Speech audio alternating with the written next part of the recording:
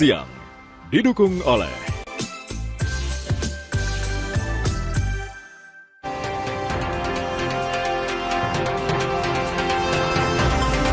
polisi menetapkan pelaku penganiayaan seorang mahasiswi di Pekanbaru, Riau sebagai tersangka. Polisi juga akan melakukan pemeriksaan kejiwaan terhadap tersangka yang dikabarkan telah mempersiapkan senjata tajam sejak November 2025.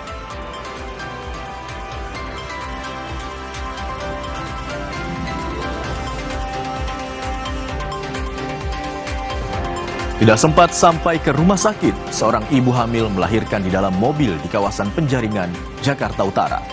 Proses persalinan dibantu petugas damkar dan bidan setempat.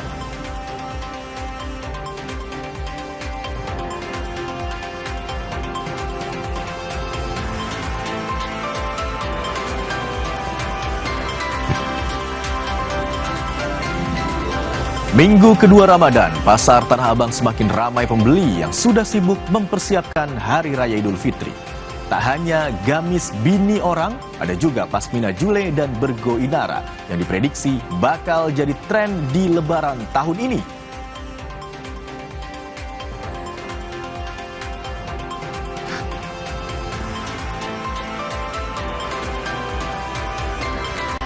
Seorang disabilitas netra di Jember, Jawa Timur mendedikasikan waktunya selama Ramadan dengan mengajar mengaji Al-Quran Braille kepada sesama penyandang tunanetra.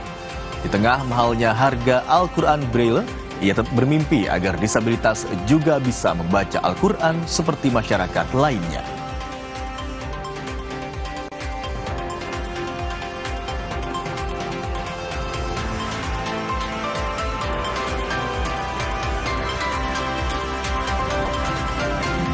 Anda yang tengah mencari alternatif makanan berbuka puasa, ada pilihan kuliner laksan udang galah.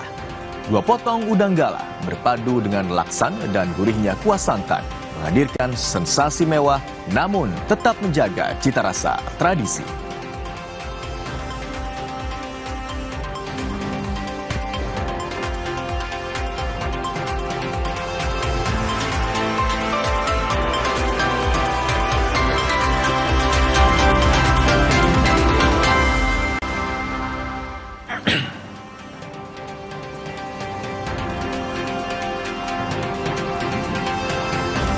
Halo, selamat siang saudara, senang sekali rasanya hari ini Kompas Siang kembali menyapa Anda di hari terakhir di bulan Februari 2026.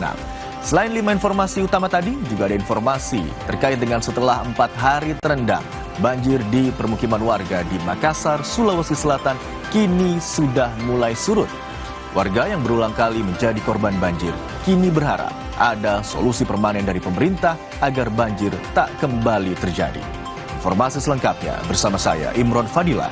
Anda menyaksikan Kompas Siang di Kompas TV, independen, terpercaya.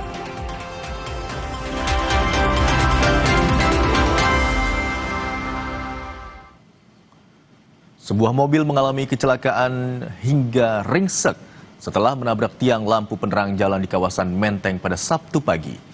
Sebelum menabrak tiang penerangan jalan, mobil sempat menerobos beton pembatas jalan dan melawan arah.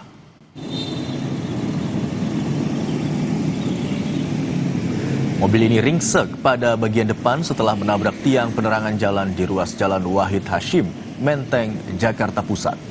Selain menabrak tiang, mobil yang dikemudikan warga negara asing ini juga sempat menabrak beton pembatas jalan hingga terpental ke tengah jalan. Saksi mata mengatakan, sebelum kecelakaan terjadi, minibus melaju kencang dari arah Tamrin menuju Jalan Sabang. Namun, mobil tiba-tiba saja menerobos beton pembatas jalan dan melawan arah, hingga akhirnya menabrak tiang penerangan jalan. Pengemudi mobil luka ringan dan kecelakaan ini kini ditangani petugas Laka Lantas Polres Metro Jakarta Pusat.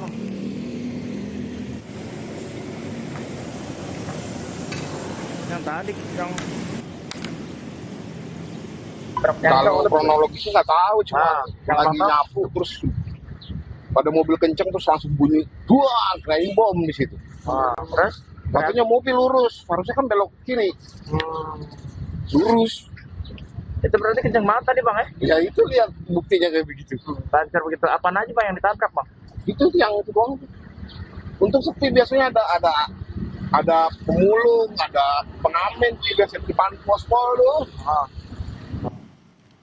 Informasi lainnya, Saudara, mahasiswi korban penganiayaan di kampus Universitas Islam Negeri Sultan Syarif Kasim Riau mengalami luka parah.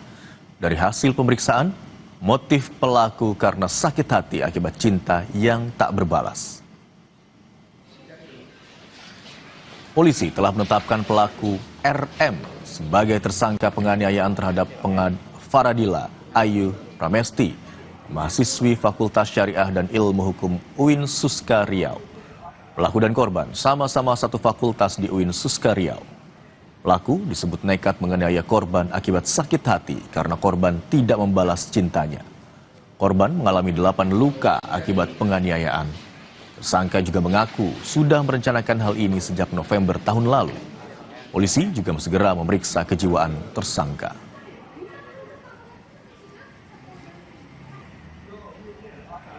Kalau motif sejauh ini, Bang, dari pemeriksaan yang kami lakukan masih dengan keterangan sakit hati atas hubungan yang disudahi oleh korban, sementara pelaku sendiri tidak mau. Kami tanyakan hubungan ini sendiri apa kepada pelaku. Pelaku sendiri menyatakan dia merasa sudah lebih dari sekedar teman dengan korban. Namun korban sendiri tidak merasakan hal yang sama. Yang bersangkutan menyatakan dari awal November juga sudah ada niat untuk melakukan hal ini. Namun baru terlaksana pada kemarin hari Kamis di Winsuska. Psikologi nanti coba kami bersurat untuk melakukan pemeriksaan terhadap psikologi si tersangka. Dan untuk mengetahui informasi terkini, perkembangan kasus kekerasan mahasiswa di Riau akan disaporkan jurnalis Kompas TV Sawino Ardi. Selamat siang, Sawino. Hingga siang hari ini, bagaimana hasil pemeriksaan psikologi pada tersangka? Baik, selamat siang Imron dan saudara. Memang kami dapat informasi bahwa pihak kepolisian sendiri ini akan melakukan pemeriksaan terkait psikologis dari tersangka R yang melakukan penyerangan terhadap mahasiswi. Kami menerima informasi bahwa pemeriksaan akan dimulai pada minggu depan. Ini terkait apakah tersangka ini mengalami stres atau seperti apa hingga berani atau tega melakukan hal yang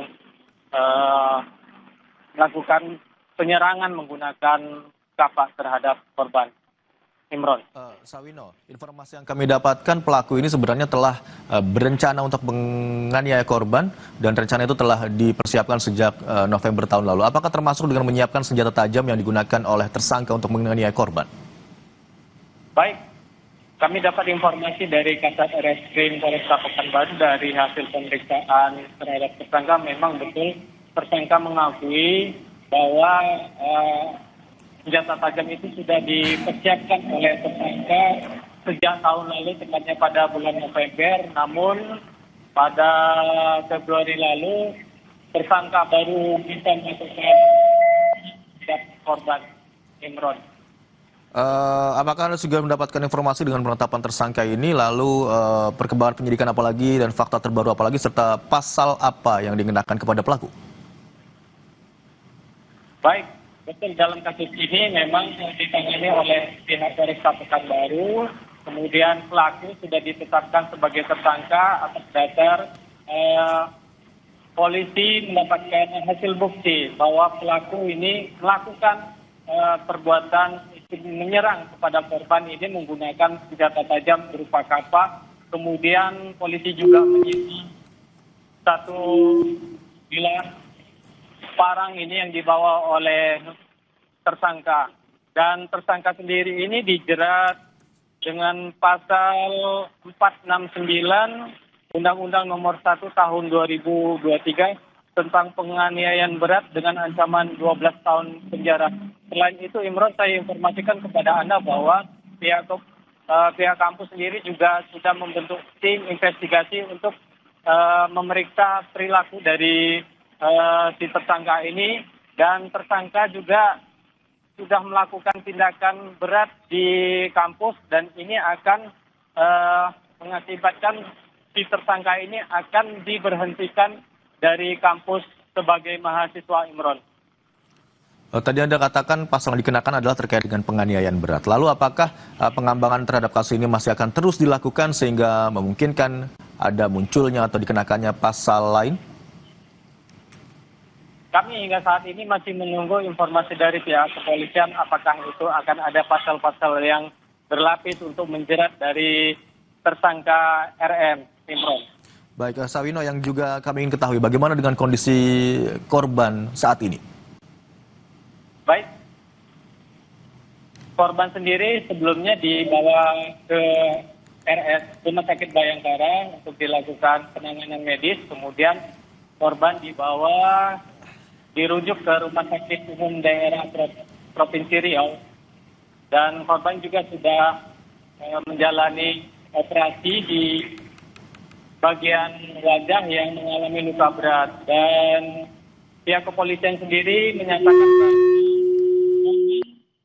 mengalami ada 8 luka di beberapa bagian yakni di muka korban, kemudian di leher bagian belakang, kemudian di punggung serta di lengan korban.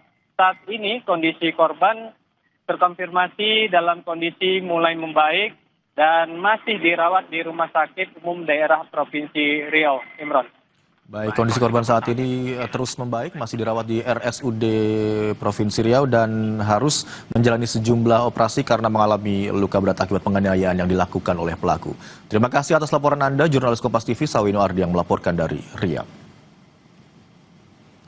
Informasi usai jeda, saudara, tidak sempat sampai ke rumah sakit, seorang ibu hamil melahirkan di dalam mobil di kawasan Penjaringan, Jakarta Utara.